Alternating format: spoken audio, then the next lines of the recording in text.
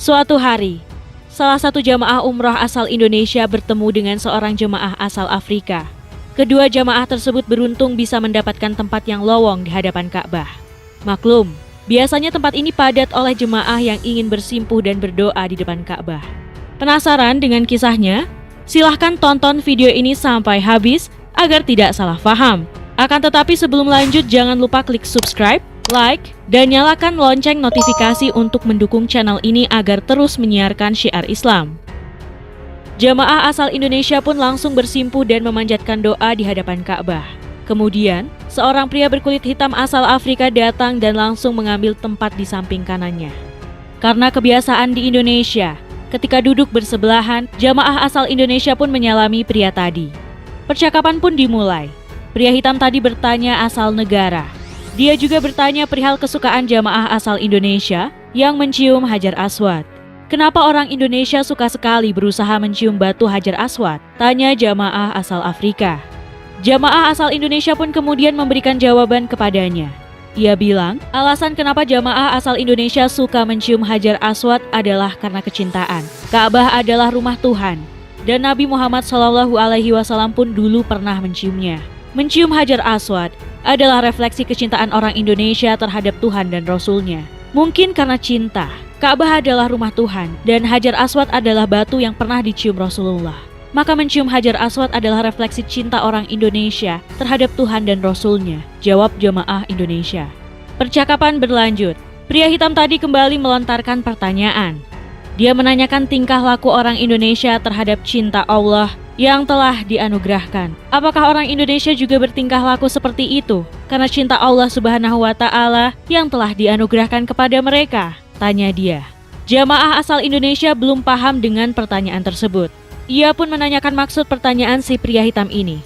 Maksud Anda, cinta Allah Subhanahu wa Ta'ala seperti apa yang dianugerahkan kepada kami? Jawabnya bingung. Si pria hitam bilang, wujud cinta Allah Subhanahu wa Ta'ala kepada seseorang bisa apa saja, seperti istri, anak, dan orang tua yang masih hidup. Jika Allah Subhanahu wa Ta'ala menganugerahkan kalian istri, anak-anak, dan orang tua yang masih hidup, itulah wujud cinta Allah kepada kalian, katanya. Perkataan tersebut dilanjutkan dengan pertanyaan mengenai kesamaan cara mencurahkan rasa kasih sayang orang Indonesia terhadap anak, istri, dan orang tua dengan usaha mereka mencium Hajar Aswad. Apakah orang-orang Indonesia berusaha dengan keras dan gigih mencurahkan kasih sayang terhadap anak, istri, dan orang tua mereka yang masih hidup yang diamanahkan Allah Subhanahu wa Ta'ala, sebagaimana mereka berusaha mencium Hajar Aswad? Tanyanya lagi. Jamaah Afrika tersebut pun menegaskan terkait refleksi cinta yang begitu dahsyat kepada batu.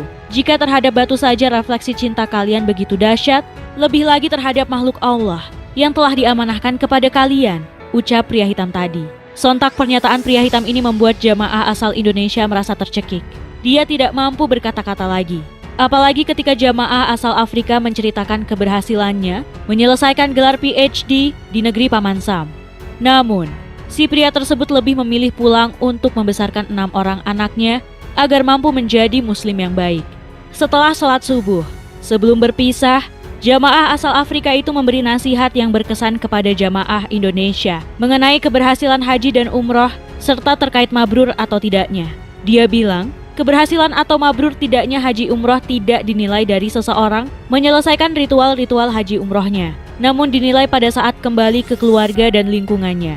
Apakah seseorang tersebut mampu menunaikan amanah-amanah, anugerah-anugerah, kasih sayang Allah Subhanahu wa Ta'ala kepadanya dengan bersungguh-sungguh, bersusah payah, mencurahkan kasih sayang kepada orang-orang yang kita cintai, pekerjaan, dan masyarakat.